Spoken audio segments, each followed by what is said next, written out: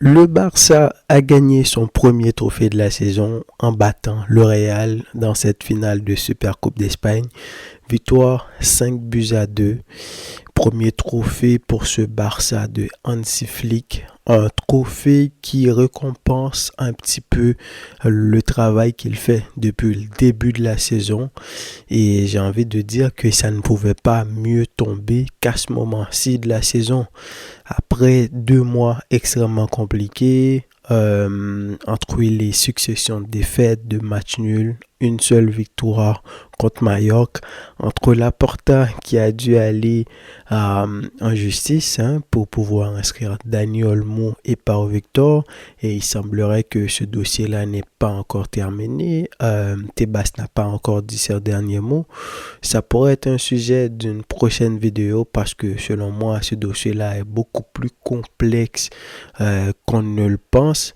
Donc, battre le Real comme ça, victoire 5-2 avec un carton rouge pris très tôt en deuxième mi-temps, tu as réussi à garder le score. Donc, je me dis, ça ne pouvait pas mieux tomber que ce moment-là. Les amis, j'espère que vous allez bien. Bienvenue dans cette nouvelle vidéo.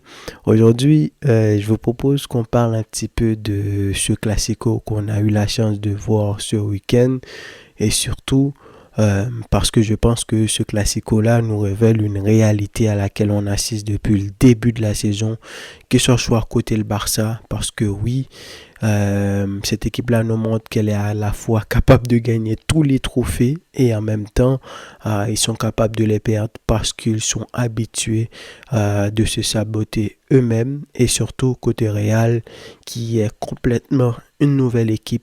Après l'arrivée de Mbappé, il y a une volonté énorme de faire intégrer Mbappé dans cette équipe-là. Bellingham, qui a connu un début de saison très compliqué, qui petit à petit nous a montré en tout cas qu'il est en train de s'adapter au nouveau système d'Ancelotti, parce que ces derniers temps, Bellingham, je pense que c'était le meilleur joueur du Real, entre un Vinicius qui traverse une période compliquée, entre les cumuls de carton rouge pris la dernière fois, qui a failli coûter le match contre Valence pour le Real. Et rajouter à cela, j'ai vu des infos qui ont sorti comme quoi que Vinicius allait assister à un truc qui allait se passer dans un tribunal contre le racisme. D'après ce que j'ai vu, c'était à propos du dernier match, là, du dernier classico contre le Barça. Il y avait des supporters qui l'avaient insulté, etc.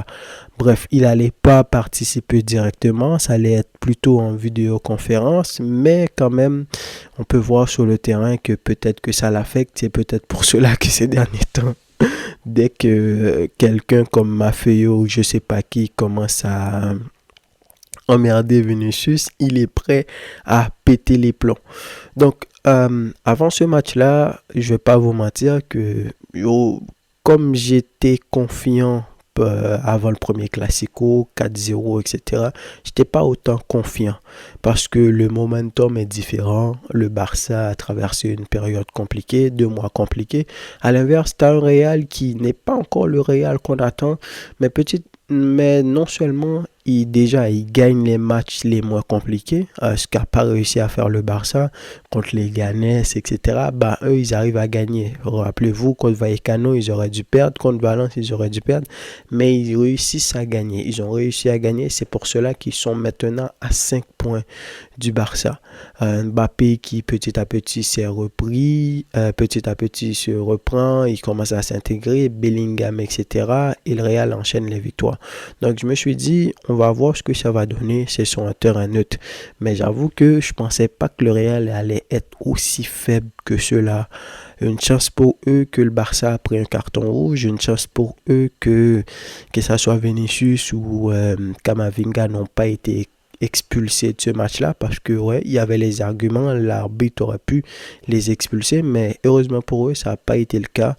Mais un Real qui, très tôt en deuxième mi-temps, l'équipe en face a pris un carton rouge. Habituellement, ce genre de scénario-là, on sait de quoi le Real est capable et ils étaient capables de revenir au score.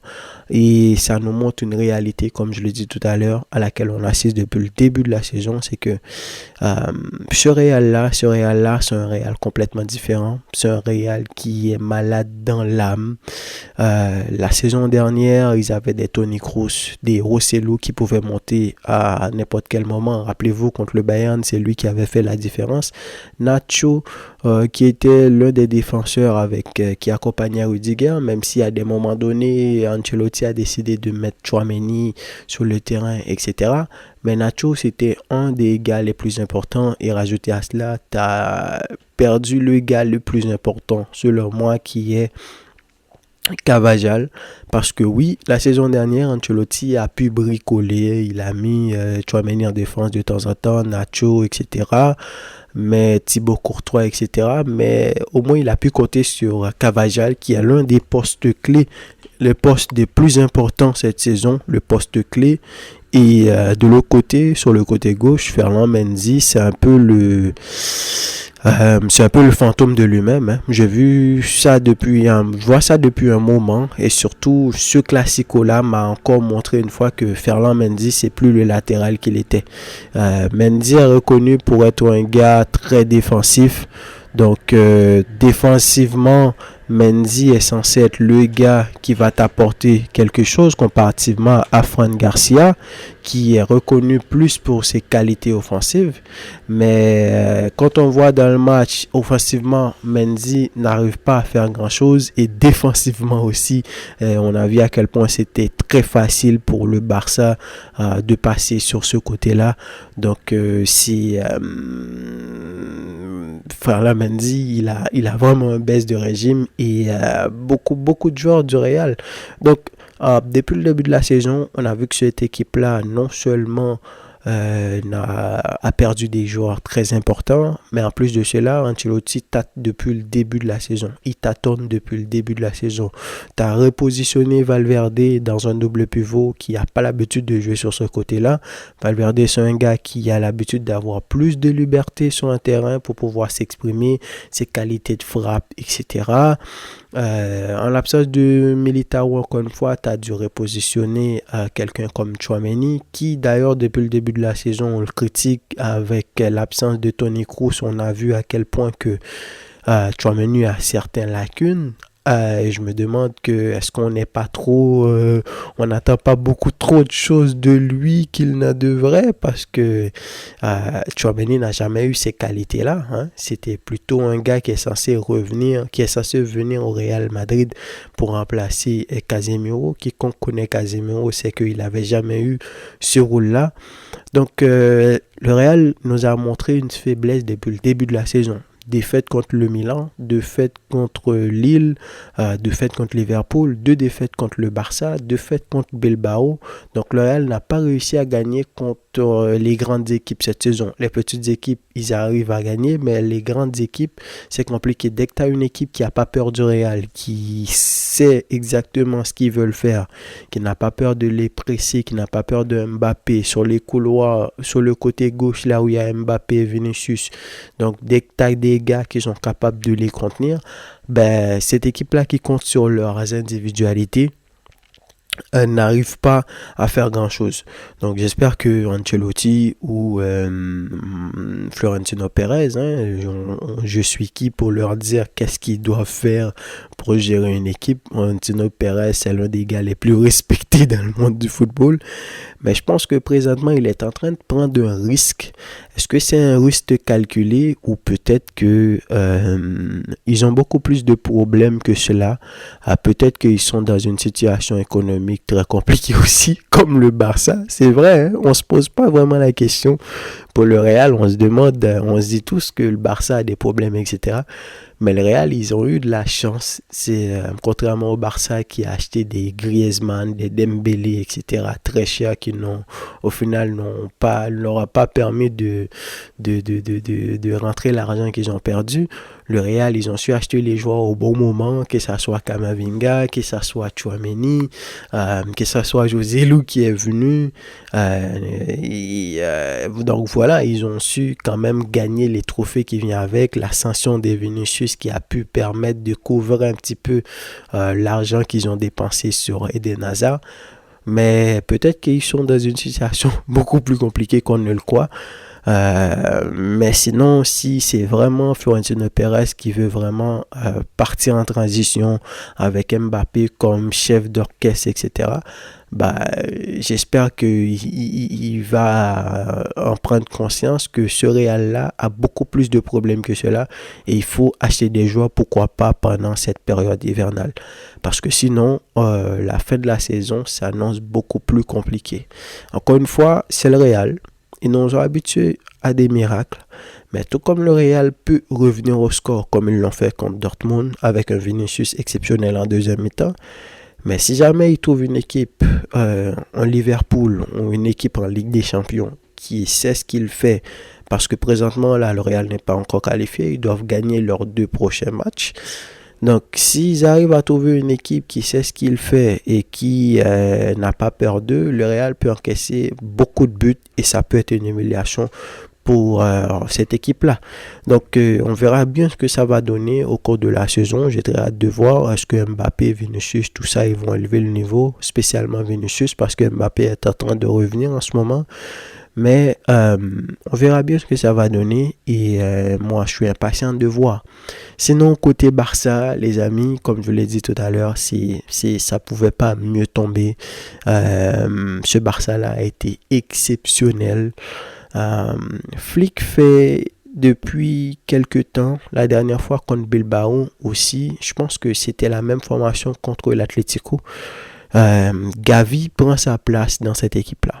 Si vous avez remarqué, l'équipe n'est plus un genre de 4-2-3-1, même si à un moment donné, parfois ça se transforme en 4-2-3-1, mais c'est plus le profil de Dani Olmo qui est vraiment derrière les attaquants. Avec Gavi, c'est un profil complètement différent qui t'amène quelque chose de plus en milieu de terrain, qui t'amène un aspect défensif au milieu de terrain, mais en même temps qui t'amène aussi ce côté là où il est capable d'amener un plus. Il n'est pas aussi dangereux qu'Olmo dans les derniers tiers, mais quand même Gavi qui revient en forme, qui reprend sa place, c'est vraiment exceptionnel.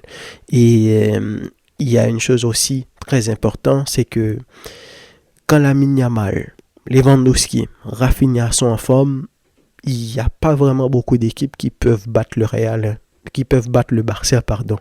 C'est très, très, très compliqué. Quand Lewandowski décide là, il va jouer simple. Il ne va pas essayer d'en faire trop.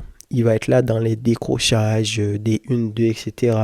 Et surtout se mettre dans l'axe quand il le faut. Et s'il commence à rater de moins en moins d'occasions, ça peut être compliqué. Lamine Yamal, le but de l'égalisation qu'il a marqué, je ne sais pas si vous vous en rendez compte, mais je sais pas quoi dire. 17 ans, le Barça qui est mené au score dans une finale de Supercoupe, t'as le Real en face et surtout t'as Thibaut Courtois qui est dans les buts. Quiconque connaît Thibaut Courtois, on sait qu'on ne peut pas marquer n'importe quel but contre Thibaut Courtois. Avoir cette lucidité-là pour rentrer dans la défense, passer au travers de toute la défense et tirer un ballon croisé comme ça, rapoteau. Franchement, je ne sais pas. J'attends encore une fois. J'ai très envie de me réveiller 4-5 ans plus tard pour voir ce que Lamine Yamal est devenu dans le monde du football. Mais c'est vraiment un crack ce petit-là et j'espère qu'il va être protégé. Donc sinon, Pedri, dans son rôle, il est à l'aise avec Casado. Je vous l'ai dit à plusieurs reprises, c'est vraiment le double pivot qu'il faut. Rafinha, encore une fois, même s'il ne marque pas comme la plupart du temps, il est capable de faire des passes décisives comme il l'a fait. Il a marqué 2 buts et une passe décisive. Et il t'amène cette solidité-là sur le côté. Il est tout le temps au milieu de terrain, essayer de revenir aider ses coéquipiers. Baldé qui a marqué, donc ça va lui faire du bien de marquer dans un classico. Inigo Martinez est sorti pendant ce match-là et Araujo qui est monté et je sais pas le dossier d'Araujo, on sait pas trop ce qui va se passer en ce moment parce que la Juve ils veulent l'avoir et il paraît que Araujo veut partir, donc on sait pas ce qui peut se passer, mais j'ai senti une assurance défensive quand Araujo est monté qui est vraiment une chose qu'on n'a pas vue depuis un moment. Inigo Martinez, il est très complémentaire avec Koubarsi. Donc sur ce côté gauche-là, il est autoritaire, il a ces centres-là où il cherche sur le côté Lamine Yamal, et il est dans le système hors-jeu de Hansi Flick, il est très bien aligné. Mais Araujo, lui, il est beaucoup plus jeune. Et quand n'importe quel attaquant aujourd'hui, en 1 contre 1, tu ne peux pas vraiment dribbler Araujo. Et rajouter à cela que quand Araujo est monté, Koubarsi a dû changer de position. Même ce Koubarsi, il est tellement fort que tu as l'impression qu'il peut jouer partout en défense. Même quand il est passé à gauche, on a vu qu'il a commencé à utiliser son pied gauche. À 17 ans, le petit gars, mais il est tellement fort. C'est l'école de la Masia. Donc, je ne sais pas ce qui va se passer. Est-ce qu'il va décider de rester? Parce que maintenant, Inigo est blessé pour 1 mois. J'ai vu la communiquer aujourd'hui. Mais ça nous a montré que dans cette équipe-là, il y a quand même du talent. Il y a quand même du talent.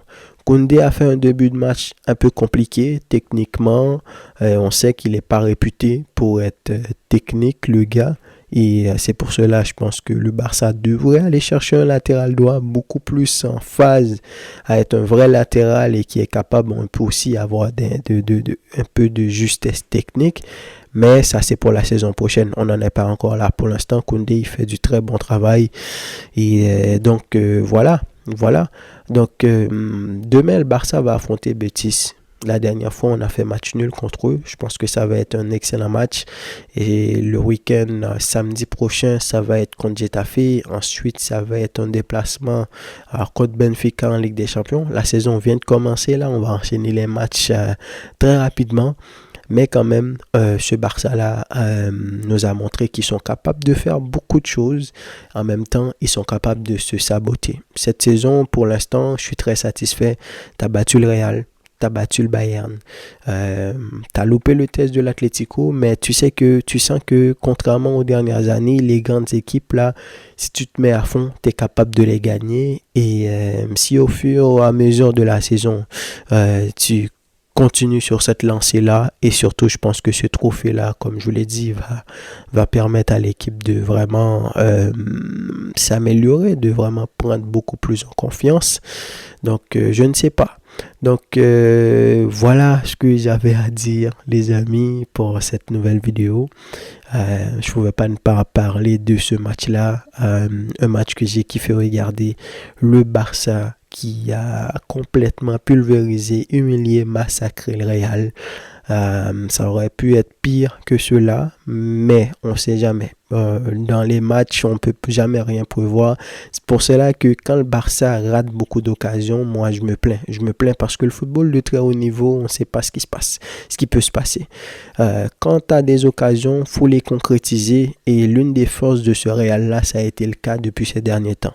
Donc j'ai envie de voir le Barça concrétiser ses actions parce qu'à n'importe quel moment, tu peux avoir un fait de jeu qui te chamboule complètement ton match. À 5-2, si le Barça ne menait pas 5-1, c'était 5-1 parce que Rodrigo a marqué le coup franc sur la même action de la faute de Chesney là.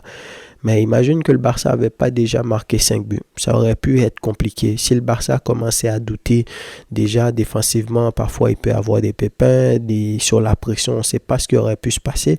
Donc le fait que tu as pu marquer 5 buts, ça t'a permis quand même de te calmer, de te dire que tu as 3 buts d'avance. Donc c'est à eux de venir et c'est à toi d'être beaucoup plus solide défensivement. Et au final, ça a payé. Donc donnez-moi vos avis, les amis, dans les commentaires. Dites-moi qu'est-ce que vous avez pensé de ce match. Qu'est-ce que vous voyez pour demain contre Betis?